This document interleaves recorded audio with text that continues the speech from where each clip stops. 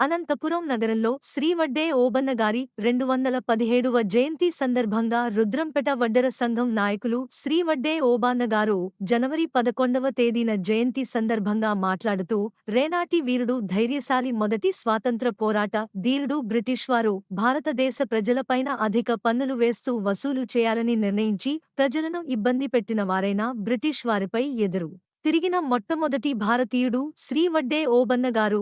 మరి ఇలాంటి వ్యక్తి మన వడ్డే కులంలో పుట్టడం చాలా గర్వకారణం అని వడ్డెర సంఘం నాయకులు ఆయనను పొగుడుతూ సంఘం ఆఫీస్ నుంచి నడుచుకుంటూ ర్యాలీలో జై వడ్డెర జై ఓబన్న నినాదాలు చేస్తూ రుద్రంపేట బైపాస్లో ఆయన చిత్రపటానికి పూలమాల అర్పించి నివాళులు అర్పించడం జరిగింది. మరి వడ్డెర సంఘం నాయకులు రుద్రం బైపాస్ నుంచి బైకు ర్యాలీతో టవర్ క్లాక్ బ్రిడ్జి మీదుగా సప్తగిరి మీదుగా గీతమందిరం చేరుకుని అక్కడ సభలో పాల్గొని మరి వడ్డే ఓపెన్ స్మరిస్తూ వడ్డెర ఆర్థిక స్థితిగతులను చర్చించడం జరిగింది. సభ ప్రాంగణమంతా జై వడ్డెర జై వడ్డే ఓబన్న అని నినాదాలతో మార్మోగింది. ఇందులో వడ్డెర సంఘం నాయకులు గంప రామాంజనేయులు, గోగుల సంజీవరాయుడు, మంజుల వడ్డే సుధాకర్, వడ్డే దేరంగుల వెంకటేష్, మల్లెల వేణుగోపాల్, గొగుల నెట్టికంటి, పీట్ల సంజేవులు, కుంచపు ధనుంజయ, నాగేంద్ర, రాజశేఖర్ మొదలగు వారు పాల్గొన్నారు.